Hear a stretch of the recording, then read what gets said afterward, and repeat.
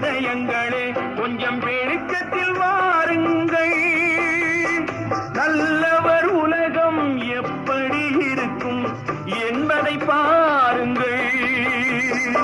எத்தனை காலம் மனிதன் வாழ்ந்தான் என்பது கேள்வி இல்லை.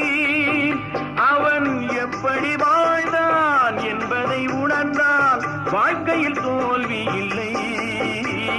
வாழ்க்கையில் தோல்வி இல்லை.